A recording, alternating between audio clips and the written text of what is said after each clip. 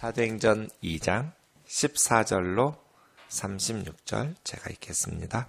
베드로가 11사도와 함께 서서 소리를 높여 이르되 유대인들과 예루살렘에 사는 모든 사람들아, 이 일을 너희로 알게 할 것이니 내 말에 귀를 기울이라.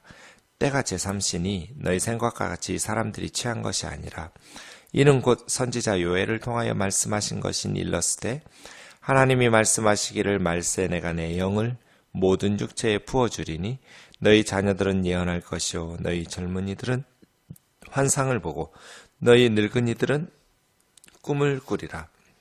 그때 내가 내 영을 내 남종과 여종에게 부어주리니 그들이 예언할 것이요 또 내가 위로 하늘에서는 기사를, 아래로 땅에서는 징조를 베풀리니 곧 피와 불과 연기로다. 주의 크고 영화로운 날이 이르기 전에 해가 변하여 어두워지고 달이 변하여 피가 되리라. 누구든지 주의 이름을 부르는 자는 구원을 받으리라 하였느니라. 이스라엘 사람들아, 이 말을 들으라. 너희도 아는 바와 같이 하나님께서 나사렛 예수로 큰 권능과 기사와 표적을 너희 가운데서 베푸사 너희 앞에서 그를 증언하셨느니라. 그가 하나님께서 정하신 뜻과 미리 하신 대로 내준 바 되었거늘 너희가 법 없는 자들의 손을 빌려 못 박아 죽였으나 하나님께서 그를 사망의 고통에서 풀어 살리셨으니 이는 그가 사망에 매여 있을 수 없었음이라. 다윗이 그를 가리켜 이르되 내가 항상 내 앞에 계신 주를 배웠으며 나로 요동하지 않게 하기 위하여 그가 내 우편에 계시도다. 그러므로 내 마음이 기뻐하였고 내 혀도 즐거워하였으며 육체에도 희망에 거하리니 이는 내 영혼을 음부에 버리지 아니하시며 주의 거룩한 자로 썩음을 당하지 않게 하실 것이미로다. 주께서 생명의 길을 내게 보이셨으니 주 앞에서 내게 기쁨이 충만하게 하시리로다 하였으므로, 형제들아, 내가 조상 다윗에 대하여 담대히 말할 수 있노니 다윗이 죽어 장사되어 그 묘가 오늘까지 우리 중에 있도다. 그는 선지자라. 하나님이 이미 맹세하사 그 자손 중에서 한 사람을 그 위에 앉게 하리라 하심을 알고 미리 본고로 그리스도의 부활을 말하되 그가 음부에 버림이 되지 않고 그 육신이 썩음을 당하지 아니하리라 하더니 이 예수를 하나님이 살리신지라. 우리가 다 이 일의 증인이로다. 하나님이 오른손으로 예수를 높이심에 그가 약속하신 성령을 하나님께 아버지께 받아서 너희가 보고 듣는 이것을 부어 주셨느니라. 다윗은 하늘에 올라가지 못하였으나 친히 말하 이르되 주께서 내 주에게 말씀하시기를 내가 내 원수로 내 발등상이 되게 하기까지 너는 내 우편에 앉아있으라 하셨도다 하였으니, 그런즉 이스라엘 온 집은 확실히 알지니 너희가 십자가에 못 박은 이 예수를 하나님이 주와 그리스도가 되게 하셨느니라 하니라. 아멘. 어제 우리가 말씀 묵상한 것처럼 오순절에 두 가지 의미가 있었습니다. 추수감사절이죠. 미를 추수하는 추수의 날. 또 하나는 시내산에서 율법을 받은 날. 성령이 임하신 것은 의미가 있다고 말씀드렸습니다. 예수님께서 십자가와 부활, 인류 구원을 위한 대속적 죽으심과 부활을 이루셨습니다. 그럼 이제 뭐 해야 돼요? 영적으로 그 십자가와 부활의 복음을 통해서 구원해야죠. 영적인 추수를 해야 돼요. 이때 우리에게 가장 먼저 필요한 것은 성령이시죠. 그래서 예수님께서 승천하시고 10일 후에 부활하시고 40일 동안 친히 살아계심 보셨다고 1장 3절에 말씀하셨고, 그로부터 열흘 후에 오순절에 예수님께서 제자들에게 임하심으로써 이제는 영적인 추수를 위해서 또 율법, 성경을 주신 분이 성령님이시잖아요. 성경의 저자이신 성령님께서 오셔서 율법을 깨닫게 하시고 율법의 말씀들을 깨우치심으로써 예수 그리스도의 복음을 증거하고 전하게 하시는 그러한 역사들이 너무나 당연한 수순인 것이죠. 십자가와 부활이 우리와 상관없는 역사적, 객관적 사건이라고 그랬어요.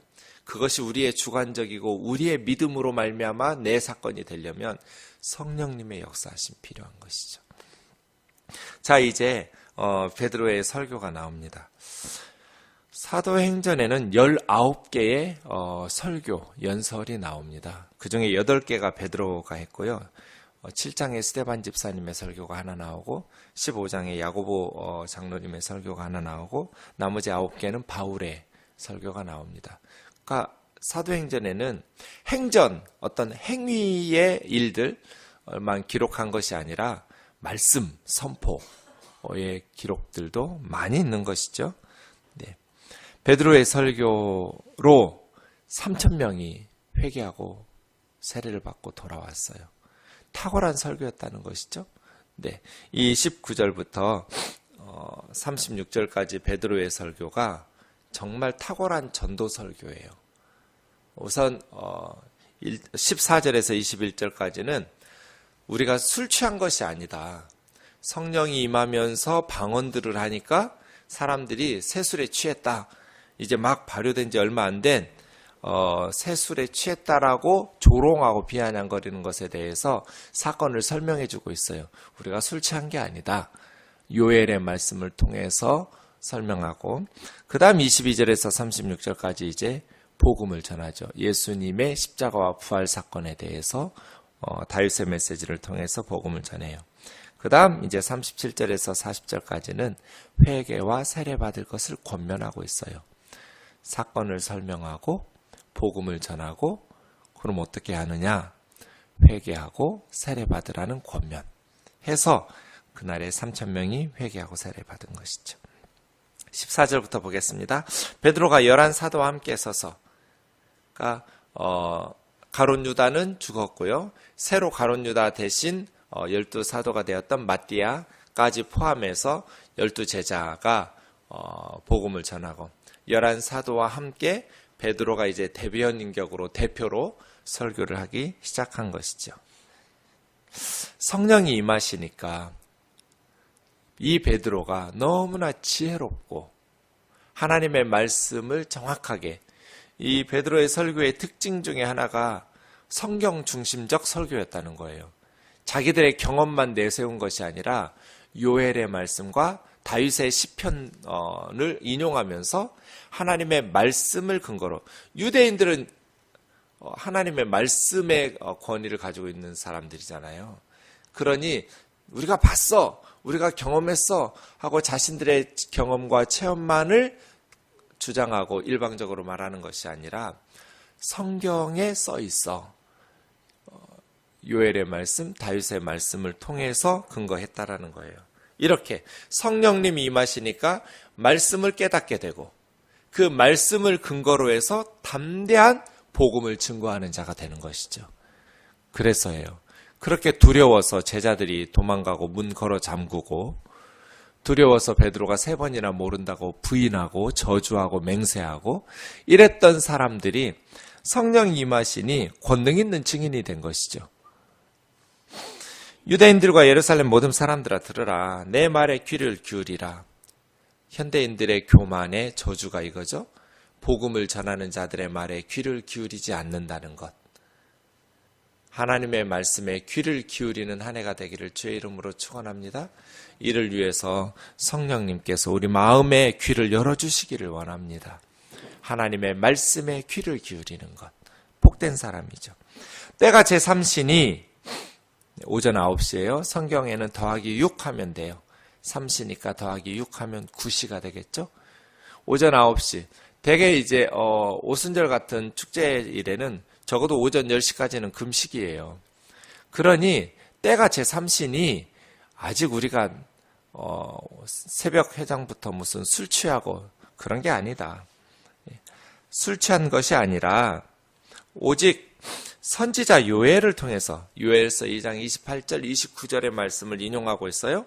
요엘 선지자 통해서 말씀하신 것처럼 하나님께서 말세는 이제 마지막 세상이잖아요. 초림에서부터 재림까지 말세예요. 예수님이 오심으로써 이제 하나님의 나라가 구체적으로 시작된 거예요. 하나님의 나라가 이미 시작되었어요. 내가 하나님의 능력으로 귀신들을 쫓아내는 것이면 하나님의 나라가 이미 너희 가운데 임하였느니라. 내세 오는 세상이 이미 우리 가운데 침투했어요. 아직 완전하지는 않지만 하나님의 나라 마지막 세상이 이미 시작되었어요. 초림으로 말미암아. 이 말세가 이르면 하나님께서 하나님의 영을 모든 육체에게 부어준다는 거예요.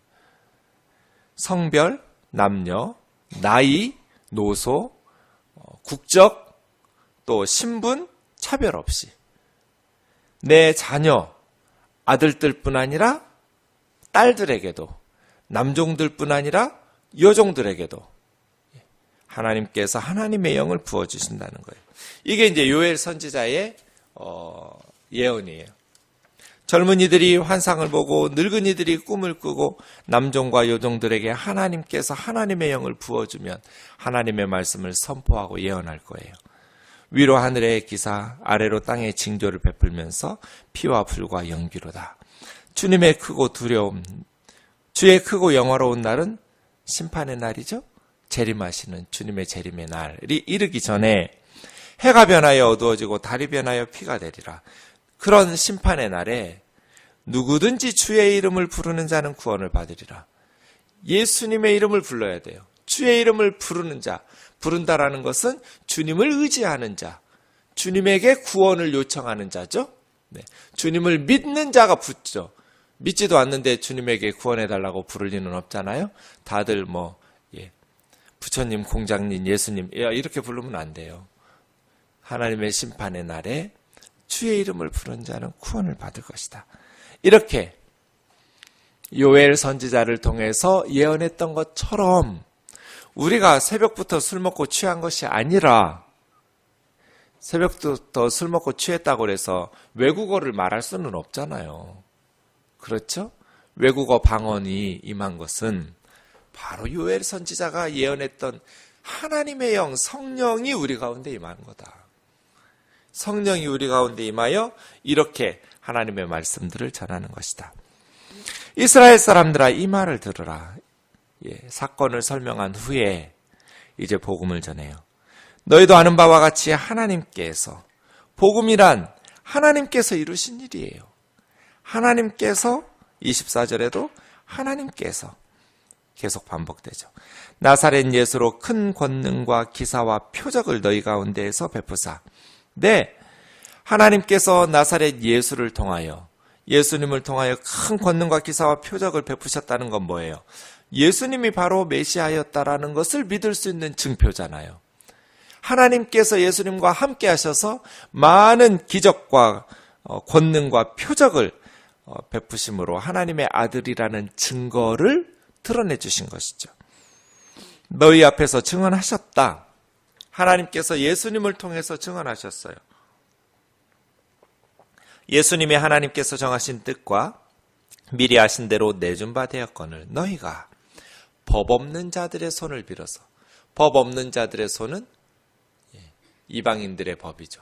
이방인들의 방식, 빌라도 총독과 로마 군사들, 그들의 손을 빌려 못 박아 죽였으나, 십자가에서 죽였지만 하나님께서 그를 사망의 고통에서 풀어 살리셨으니 이는 그가 사망에 매어 있을 수 없었음이라.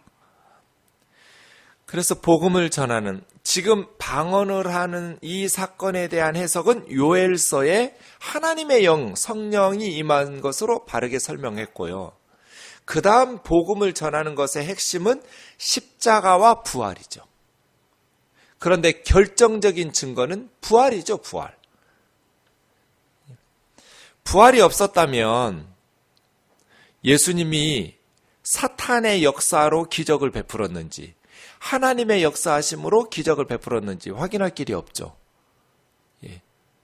절에 다니는 사람들도 금식해요. 기도한다고 하고요. 기도라는 단어는 기독교 용어가 아니에요. 원래 불교 용어예요. 그 이전부터 다 사용하던 단어를 선교사님들이 와서 달리 번역할 말이 없으니 기도라고 한 거예요. 기적들 많이 일어나요. 네. 그런 일들 많잖아요. 스님들이 얘는 예수 믿어야 산다. 그래가지고 교회 나왔다. 이런 분들도 있고요. 방언도 있어요. 불교에도. 기독교에만 있는 거 아니에요. 그런 기적, 사탄의 역사가 교회에만 기적이 나타나는 것이 아니어서 사탄의 역사가 있는 곳에 기적들이 있죠. 가짜 무당들은 뭐 대충 눈치 보고 돈 벌지만 진짜 신이 임해서 신의 능력으로 예언하고 기적을 베푸는 그런 진짜 무당들도 많잖아요. 그러니 예수님께서 보이신 큰 권능과 기사와 표적이 예수님에게만 나타난 거 아니에요. 이방 나라들마다 거기에서 신격화하면서 영매 역할을 하는 그런 무당들이 다 있잖아요. 예나 지금이나. 그런 예수님의 부활 사건이 아니라면 예수님의 그 표적과 기사와 능력이 하나님의 역사이신지 아니면 사탄의 역사인지 어떻게 확인하냔 말이에요. 그래서요. 예수 그리스도의 복음이 참된 복음이라는 가장 결정적 증거는 부활이에요. 부활. 죽은 자들 가운데서 다시 살려내셨다라는 것은 하나님께서 예수님이 오르셨다라는 것을 증언해 주신 사건이잖아요. 부활 사건. 예수님이 옳았다. 이것을 확실하게 증거해 준 사건이 부활이래요. 그래서요. 또 베드로는 부활에 대해서도 시편 16편 8절에서 11절을 인용해요. 그게 이제 25절부터 다윗이죠. 이게 시편 16편이에요. 다윗이 예수님을 가리켜 이 얘기는 예수님 얘기라는 거예요. 다윗 얘기가 아니라 내가 항상 내 앞에 계신 주를 배웠으며 나로 요동하지 않게 하시기 위하여 그가 내 우편에 계시도다. 그러므로 내 마음이 기뻐하였고 내 혀도 즐거워하였으며 육체도 희망에 거하리니 이는 내 영혼을 음부에 버리지 아니하시며 주의 거룩한 자가 썩음을 당치 않게 하실 것이미로다. 음부는 죽은 사람들이 가는 곳. 주께서 생명의 길을 내게 보이셨으니 주 앞에서 내게 기쁨이 충만하게 하리로다 하였으므로 이 시편 16편 8절에서 11절의 말씀이 다윗에 대한 이야기가 아니라는 거예요. 왜요? 29절. 형제들아, 내가 우리 조상 다윗에 대해서 담대히 말할 수 있나니 다윗은 죽어서 장사 지내졌다. 음부에 버려졌다는 죽은 사람들이 가는 곳에 장사 지내서 그 묘가 오늘까지 우리 중에 예루살렘에 있지 않냐. 그러니 시편 16편 8절에서 11절은 다윗 이야기가 아니라는 거예요. 그렇죠? 다윗은 음부에 던져졌고 썩었고 죽임 당했고 그러니 내 영혼이 음부에 버리지 아니하고 썩음을 당치 않는다, 죽임을 당하지 않는다라고 다윗이 말했던 이 시편 16편은 다윗 얘기가 아니라는 거예요. 다윗은 죽었고 음부에 던져졌고 썩었으니까. 그럼 뭐예요? 30절, 그는 선지자다. 다윗은 선지자다. 하나님이 이미 맹세하사 그 자손 중에서 다윗의 자손으로 메시아가 오신다고 그랬죠? 한 사람을 그 위에 하나님 나라의 왕좌에 앉게 하시리라 하심을 알고 미리 본고로 그리스도의 부활에 대해서 말하면서 그가 음부에 버림되지 않고 그 육신이 썩음을 당하지 아니하리라고 하셨다. 너무나 정확한 말 아니에요? 이 예수를 하나님이 살리신지라. 부활에 대해서 이야기한다고 이상하게 생각하지 마라. 이미 다윗의 입을 통해서 천년 전에 하나님께서 예언하신 바 그대로다. 다윗은 썩어서 음부에 던져졌으니 이건 다윗 이야기가 아니고 다윗은 선지자로 미리 메시아의 그리스도의 부활에 대해서 예언한 거다. 그리고 32절 우리가 다 이 일의 증인이다. 우리가 부활하신 주님을 보았다. 그러니 복음의 핵심은 뭐예요? 죽으심과 더불어 부활하심이죠. 십자가와 부활. 그런데 그 부활을 두 가지로 증거하는 거죠. 첫 번째, 성경. 다윗의 이야기. 두 번째, 자신들이 보고 경험한 거. 우리가 봤다. 우리도 너희들하고 똑같이 생각했다. 우리 중에 저기 서 있는 도마. 처음에 나타났을 때 안 보여가지고 우리가 부활을 얘기했더니 안 믿더라. 옆구리에 손 집어넣어보고 못자국 난 손과 발을 만져봐야 믿는다고 하더라. 그 다음에 예수님이 또 나타나셔서 도마 불러서 도마가 뭐라고 그러겠어요? 맞아. 내가 그렇게 못 믿었었는데 그렇게 말하지 않겠어요? 우리 가운데 구운 생선 잡수시더라. 우리가 무슨 영혼을 본 게 아니다. 여러분, 사도행전에 19개 설교와 연설문이 나온다고 말씀드렸는데요. 네. 설교, 베드로 설교 제가 읽었는데요. 천천히 읽어도 2분도 안 걸려요. 아무리 긴 설교도, 바울의 설교도, 스데반 집사님의 설교 7장이 좀 제일 긴 설교인데요. 2분? 3분? 네. 베드로가 설교를 이 중요한 순간에 1분 30초 할 리가 없어요. 설교들이 축약됐다고 보셔야 돼요. 사도행전 안에는. 네. 그렇게 말한 것들을 줄여서 넣었는데 핵심이 뭔 거예요? 예수님께서 어떤 기적을 베풀었는지 얼마나 증거할 게 많아요. 오병이어라든지. 주변의 사람들, 예루살렘 사람들아 봐라. 우리만 경험한 게 아니다. 귀신을 쫓아내시고 병자를 고치시고 죽은 자를 살리시고 얼마나 많은 상여를 멈춰 세우고 나인성의 과부의 아들 살렸다. 이런 얘기들을 얼마나 많이 할 수 있었겠어요. 조금만 걸어가 봐라. 서울 옆에 과천처럼.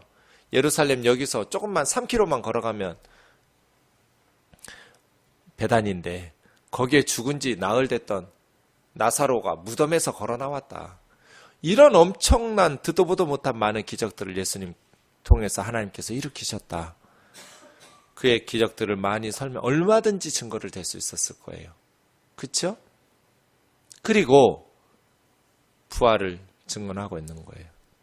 부활에 대한 증언들. 그들이 지키고 있었다. 무덤에서 군인들을 보내서. 그런데 우리는 두려워서 꼭꼭 문 잡고 숨어 있었다. 몇몇 여자들이 가서 보고 새벽에 봤더니 무덤 문이 열려 있었고 예수님의 세마포와 수건은 그대로 있는데 예수님은 사라지고 이런 이야기들 쭉 하지 않았겠냐고요. 베드로와 제자들이. 우리가 증인이라고. 하나는 말씀으로, 하나는 자신들의 증언으로. 그러면 뭐 해야 돼요? 유대 종교 지도자들은 이 기독교를 박해해야죠. 시체를 보여주면 제일 좋은데 예수님의 시체가 사라져버렸으니 무덤이 비었으니 부활의 소문을 막을 수가 없어요. 두 번째는 이제 예수의 제자들을 잡아 족치면서 위협하고 죽이고 협박해서 우리가 거짓말로 지어냈다라고 위증하게라도 해야겠죠? 그런데 순교 당하고 있는 거잖아요. 그래서 기독교를 막을 수가 없었어요. 우리가 다 이 일의 증인이다. 더 이상 반박할 수가 없어요. 우리가 낮술 취한 거 아니다. 술 취한 사람들이 어떻게 너희들의 외국어 방언을 하면서 이렇게 말하느냐. 요엘의 예언처럼 성령이 임하신 거다. 우리 이야기하려는 거 아니다. 예수님을 하나님께서 보내셔서. 그래서요. 33절이요. 하나님이 오른손으로 예수를 높이심에 그 약속하신 성령을 아버지께 받아서 너희가 보고 듣는 이것을 부어주셨느니라. 이게 지금 하나님이 우리에게 부어주신 성령의 역사다. 다윗은 하늘에 올라가지 않았다. 친히 말하되 주께서 내 주에게 하나님께서 내 주이신 메시아에게 시편 110편 1절이죠. 내가 내 원수로 내 발등상 되게 하기까지 너는 내 우편에 앉았으라. 신약에서 가장 많이 인용된 구약 성경이 시편 110편이에요. 네, 이게 예수님 얘기다. 그래서 예수님은 승천하셨다. 그래서 부활하셔서 썩음 당치 않으시고 다윗의 시편 110편 1절의 예언처럼 하나님 우편에 앉아 계신다. 너무나 정확한 말씀이에요. 말씀 중심 설교죠. 그런즉 이스라엘 온 집은 확실히 알지니 너희가 십자가에 못 박은 이 예수를 하나님은 주와 그리스도가 되게 하셨느니라. 탁월한 이 말씀에 반박할 수가 없어요. 그래서 사람들이 마음에 찔려서 어떻게 해야 되냐고 기도하겠습니다. 사랑하는 주님, 우리로 이렇게 성경 중심으로 십자가와 부활의 말씀들로 죽어가는 영혼들을 살려내는 귀한 한 해가 되게 하여 주옵소서. 예수님을 믿는 것은 너무나 많은 분명한 확실한 증거들로 구름과 같이 허다한 증인들이 있습니다. 그리고 우리에게 이 예수님의 생명의 복음을 전해주기 위하여 자신들의 생명을 바쳤던 사도들과 많은 선교사님들이 있습니다. 자비하신 주님, 우리로 예수 그리스도의 십자가와 부활의 복음을 확실하게 증언하는 귀한 전도의 사명을 감당하는 한 해가 되게 하여 주옵소서. 예수님의 거룩하신 이름으로 기도하옵나이다. 아멘.